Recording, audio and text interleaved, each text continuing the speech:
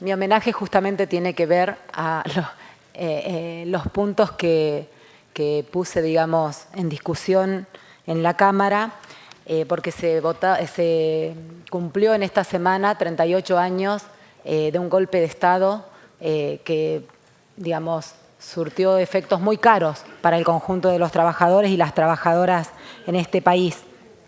Y yo justamente quiero hacer el homenaje a los 30.000 compañeros desaparecidos por la dictadura.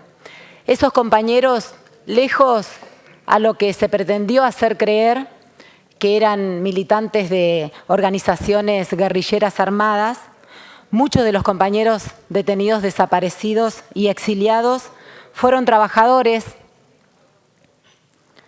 obreros, que cada día peleaban en su lugar de trabajo por defender las conquistas del conjunto de los trabajadores y que había empezado una suerte de organización en cada una de las fábricas que llevó a algunos dirigentes como Balbín, el dirigente radical, a plantear que lo que existía era una guerrilla, pero una guerrilla fabril, entre comillas, porque había empezado a desarrollarse en el año 75 huelgas en el mes de junio y julio, y el gobierno de Isabel Perón, con ya el funcionamiento de la AAA, no pudo detener ese proceso y entonces el golpe militar genocida vino a detenerlo y a cortarlo de cuajo. En ese tiempo se habían formado coordinadoras de trabajadores interfabriles que funcionaban y que debatían cómo enfrentar el plan de ajuste neoliberal que querían aplicar a rajatabla. Esta historia del golpe me tocó bastante de cerca, porque si bien yo era pequeña, tenía 4 años cuando sucedió, mi padre fue un militante, un obrero de la construcción, creo que acá muchos lo conocen, y fue un dirigente de los trabajadores de la educación, incluso en la huelga del Choconazo, jugó un rol muy importante, y por supuesto que fue buscado por las Fuerzas Armadas. En aquel entonces, el partido en el que militaba mi padre, el PST, Partido Socialista de los Trabajadores, había ordenado todo, digamos, para que él pudiera guardarse en un lugar y pudiera de esta manera salvar su vida. Pero como mi padre tenía 9 hijos, entre ellos yo, y mi madre estaba sola con nosotros, decidió una noche disfrazarse completo y llegar hasta nuestra casa para poder estar con nosotros. Esa misma noche llegaron a casa una banda, ¿sí?, de genocidas que dieron vuelta a todo. Según cuenta mi madre, nos sacaron de la cama a los que éramos más chicos, a los más grandes, dieron vuelta a los colchones, buscando material, buscando, según ellos, las armas que tenía esa guerrilla, que no era tal guerrilla, sino que era tal cual, como le decía, la guerrilla fabril que se estaba organizando para defender sus derechos. Y mi padre fue, en todo caso, un agraciado, porque logró recuperar, digamos, su libertad y poder vivir hasta el día de hoy. Pero hubieron quienes no, que en esta suerte, digamos, de haber caído en manos de estas bandas fascistas, perdieron su vida, y hay otros que perdieron familias completas porque tuvieron que irse de este país para poder seguir viviendo. Vaya mi homenaje entonces a los obreros de las fábricas que luchaban y que fueron detenidos, algunos desaparecidos, otros, y nunca más pudieron dar cuenta de lo que sucedió a algunos de ellos.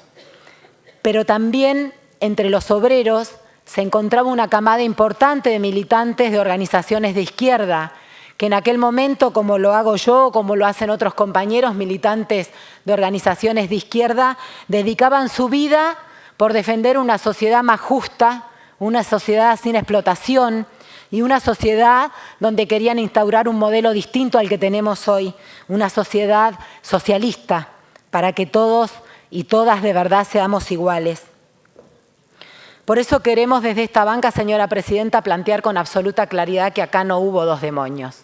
Acá hubo un solo demonio, el demonio de la dictadura, en conjunto con los grupos económicos que orquestaron el golpe de Estado en aquel momento.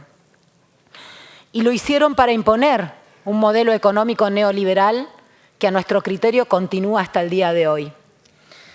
Este gobierno, que se disfraza con un mensaje de derechos humanos intentando hacernos creer que es defensor de los derechos humanos y que ha tenido algunas acciones tendientes a enjuiciar a algunos de los genocidas y demás, es el gobierno que más deuda externa ha pagado a un organismo internacional que fue el que generó económicamente el golpe de Estado en aquella época.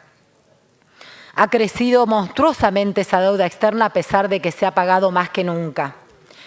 Cuando vemos que esa deuda externa se paga con el costo de no poner el dinero en salud, de no ponerlo en educación, de no ponerlo en generar fuentes de trabajo, vemos cómo se le cae, digamos, esa careta a un gobierno que se dice nacional y popular. Pero además vemos cómo se cae en otros aspectos también. En el año 76, por ejemplo, habían 600.000 productores que eran dueños de las tierras. Hoy tenemos las grandes, digamos, parcelas de tierras en manos de solo 300.000 productores. O sea que ha habido un avance, ¿sí?, de la retención de las tierras en muy pocas manos en detrimento de la gran cantidad que no tiene ni siquiera un lugar en donde vivir con su familia. Se ha profundizado la extranjerización de la economía. Se sigue manteniendo una ley que era de la dictadura, que planteaba que las empresas extranjeras y las empresas nacionales tenían las mismas condiciones. Hace 5 años, en estos últimos, 5 años, ha crecido 349% de aportes y subsidios a las empresas privadas extranjeras. Vemos cómo sigue en pie una ley de la dictadura, que era una ley de la reforma financiera, que permitía el acrecentamiento también de los bancos.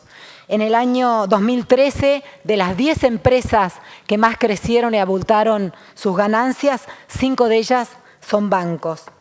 El saqueo de los recursos naturales está al orden del día. Hemos entregado el petróleo. Es más, Argentina, que es productora de petróleo, ha llegado al punto de tener que importarlo, gracias al saqueo que significó la privatización de las empresas estatales en su momento.